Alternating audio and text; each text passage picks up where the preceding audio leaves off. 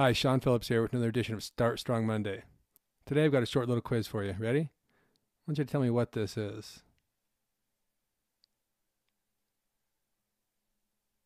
A, the stock market over the last decade.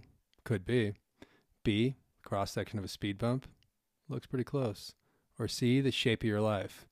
Well, if you've read Strength for Life, you know this from Chapter 2, that this is the shape of your life. If you were to map the strength, energy, and vitality over the course of your life, it'd look pretty much like this. You're born weak and helpless. You spend the first 2 decades gaining strength, energy, and freedom. Then there's a leveling off, kind of a comfortable cruising altitude. Then the inevitable decline where you try not to slide back into weak and helpless. If you get by in your 20s but fail to evoke a ritual of self-care, by your 30s the costs begin to mount. By your 40s they become obvious from a low-flying airplane. Most people think 40 is about this midpoint because it's the first time they really start to pay attention to it. In reality, 40 is more like about 10 years into the slide, if you're accepting the gradual decline of life model. And this model of sliding down is a very reasonable life, because this is the way it should be. It's the life our parents and our parents' parents lived. But you know what? I'm here to tell you it's a myth, not a certainty. It's less fate than it is a choice. And the shocking truth is most people take better care of their stuff than do of themselves.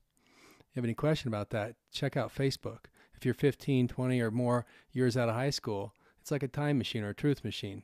Inherent in the reasonable life model is the concept of sacrifice. We tell ourselves that exercise and eating right is a sacrifice. But what we're really sacrificing is ourselves. We sacrifice our bodies, our mind, our strength, our energy, and vitality in service of making money, family, and duty. This sort of sacrifice of self for them or other is not noble. In reality, to sacrifice yourself to take care of family or other is really to take from them, not give to them. For a deeper look at sacrifice, here's a great definition of sacrifice from the author Nathaniel Branden in his book, Honoring Self. Sacrifice is the surrender of the higher value in favor of the lower value.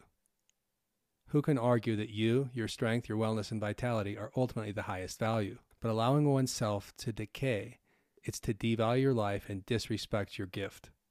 So what's the solution? Simple. To say no to the ordinary path and to live an unreasonable life. That's what we'll call this up here.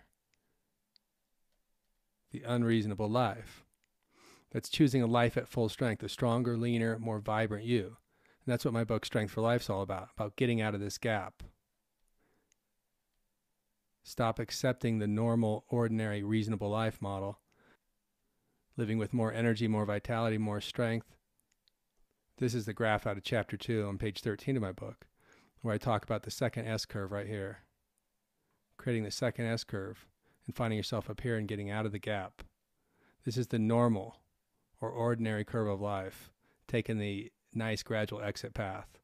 So your solution here is to say no to the ordinary life and choose an extraordinary life, the unreasonable life, stronger, leaner, more vibrant life. And that's what my book Strength for Life is all about. But however you choose to find your way. I want to leave you with one last quote. The reasonable man adapts himself to the conditions that surround him. The unreasonable man adapts surrounding conditions to himself. All progress depends on the unreasonable man. Thank you for listening, and join me again next week. Until then, stay strong.